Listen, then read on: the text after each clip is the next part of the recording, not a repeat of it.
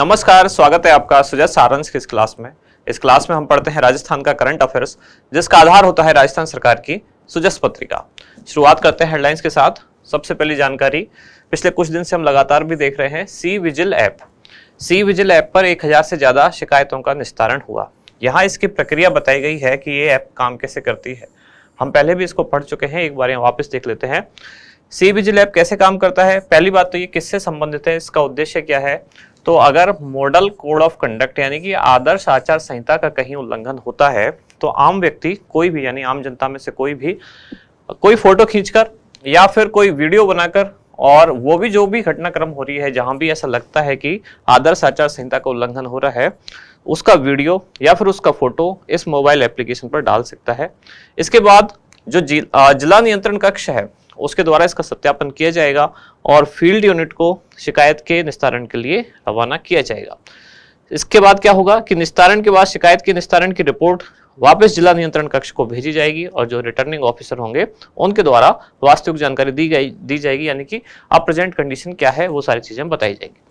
कुल मिलाकर हमें इतना याद रखना है कि ये ऐप किससे संबंधित है, तो मॉडल कोड ऑफ कंडक्ट यानी कि आदर्श आचार संहिता के उल्लंघन के मामलों से संबंधित है।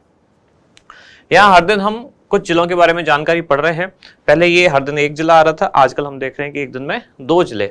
चित्तौड़गढ़ जिला, जिसमें कुल मतदाता हैं 13,67,000, पुरुष मतदाता हैं 6,88,000 और महिला मतदाता हैं 6,78,000, साथ ही 17 ट्रांसजेंडर हैं। ऐसे ही चूरू जिला, जहां कुल मतदाता हैं 16,38,000, पुरुष मतदाता 8,50,000 और महिला मतदाता हैं 7,88,000, ट्रांसजेंडर मतदाता हैं यहाँ 9। दोनों जिलों में कौन कौन से निर्वाचन क्षेत्र हैं यहाँ आगे वो भी बताया गया है, जैसे कि चित्तौड़गढ़ जिले में कौन कौन से हैं, कपासन, चित्तौड़गढ़, निम्बाहेड़ा, बड़ी सादड़ी और बेंगू। ऐसे ही चूरू जिले में है चूरू, तारानगर, रतनगढ़, सरदार शहर, सादुलपुर और सुजानगढ़। साथ ही अब इनमें भी आगे बताया गया है कि हर निर्वाचन क्षेत्र में या जो विधानसभा सीट है वहां कितनी महिला मतदाता हैं, कितने पुरुष मतदाता हैं और कितने ट्रांसजेंडर हैं। हम हर दिन इसको देख ही रहे हैं। अगले पेज पर है टोबैको फ्री यूथ कैंपेन की गतिविधियों में प्रथम स्थान मिला किसको? राजस्थान को। तो राजस्थान को राष्ट्रीय स्तर पर मिला tobacco control excellence award. Rajasthan में 60 दिवसीय कार्यक्रम चलाया गया था जिसका नाम क्या था? तंबाकू मुक्त राजस्थान कार्य योजना। इसमें तरह तरह के कार्यक्रम किए गए थे, जैसे तंबाकू मुक्त जो शैक्षणिक स्तर पर गतिविधियां उनको करना, यानी कि जागरूकता के कार्यक्रम करना, शपथ दिलाना कि हम तंबाकू नहीं खाएंगे या उसको रोकेंगे, इस तरह की चीजें, इनका सेवन नहीं करेंगे। ऐसा 60 दिन का एक कार्यक्रम आयोजित किया गया था। तो इस कार्यक्रम के आयोजन के मामले में जो कैंपेन रहा राजस्थान का सबसे अच्छा रहा और राजस्थान को जो केंद्रीय स्वास्थ्य मंत्रालय है उसके द्वारा प्रथम पुरस्कार इसके इस फील्ड में, यानी कि कौन सा? इस फील्ड में कि टोबैको कंट्रोल एक्सीलेंस अवार्ड से सम्मानित किया गया, यानी राजस्थान कौन से स्थान पर रहा? पहले स्थान पर। इसके बाद है बच्चों की जिद रंग लाई किसमें? बालहट के बाद अभिभावकों ने मतदान का आश्वासन लिया। ये निर्वाचन आयोग द्वारा अलग अलग कार्यक्रम आयोजित किए जा रहे हैं, यानी कि मतदान के प्रति जागरूक करने के उद्देश्य से। कोचिंग हॉस्टल में बायोमेट्रिक उपस्थिति ली जाए।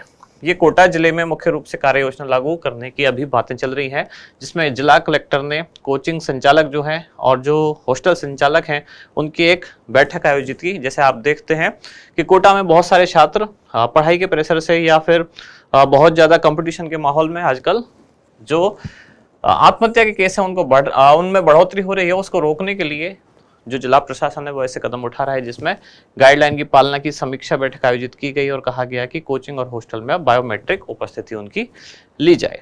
बूंदी, जहां जिला स्तरीय कला उत्सव संपन्न हुआ, युवा मतदाताओं को मतदान के लिए प्रेरित किया गया।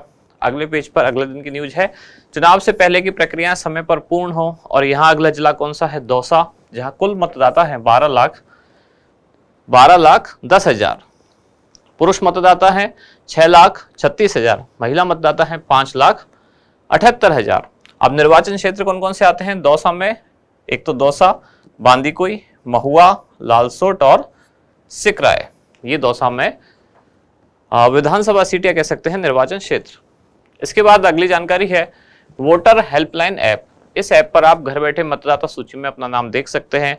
क्या क्या जानकारी आप देख सकते हैं, जैसे कि अपना नाम, पिता का नाम, जन्म तिथि, इसके अलावा मतदान केंद्र, कौन से मतदान केंद्र पर आपको मतदान डालने जाना है, ये सारी जानकारी यहाँ देखी जा सकती है।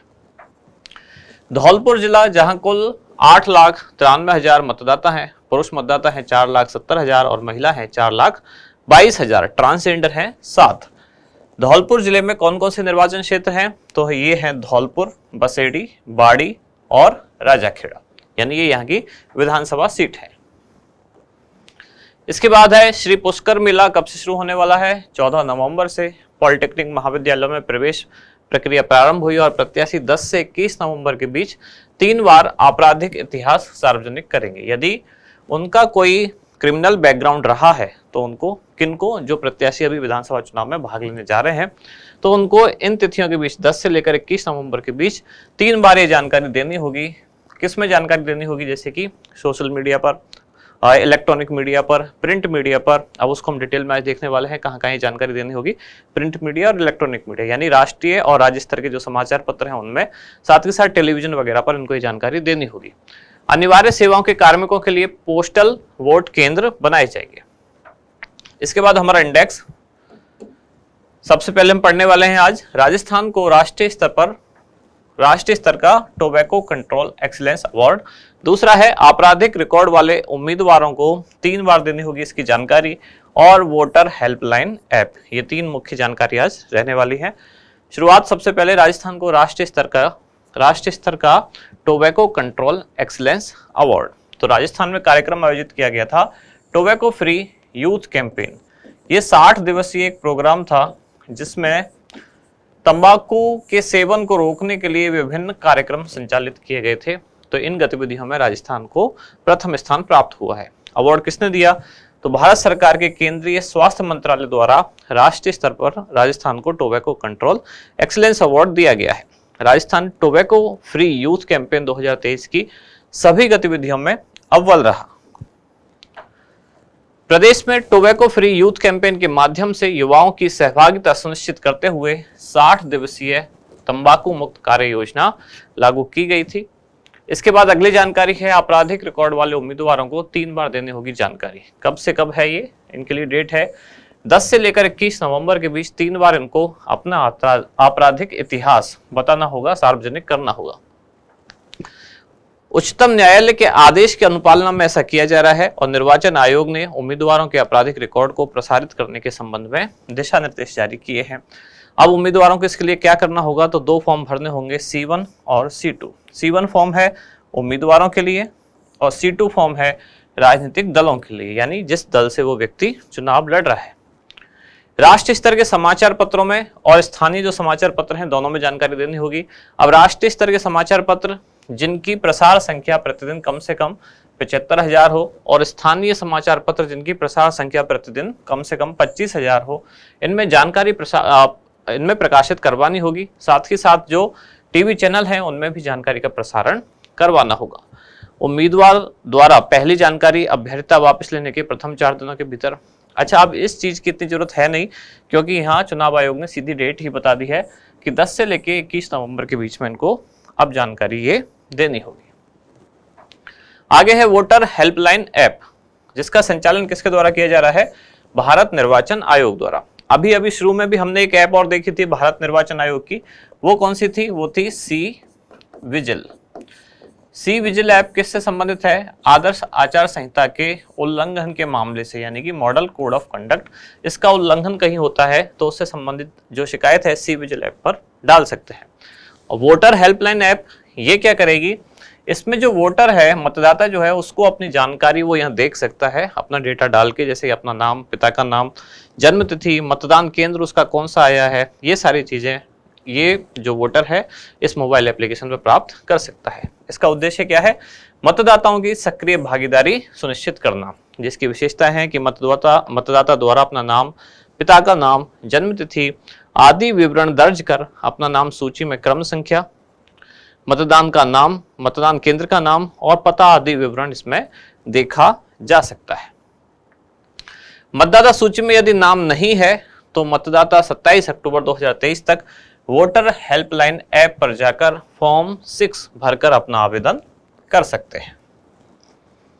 आज का अभ्यास प्रश्न क्या है, टोबैको फ्री यूथ कैंपेन की गतिविधियों में राजस्थान को देश भर में कौन सा स्थान प्राप्त हुआ? आपके ऑप्शन है पहला, दूसरा, तीसरा या फिर चौथा।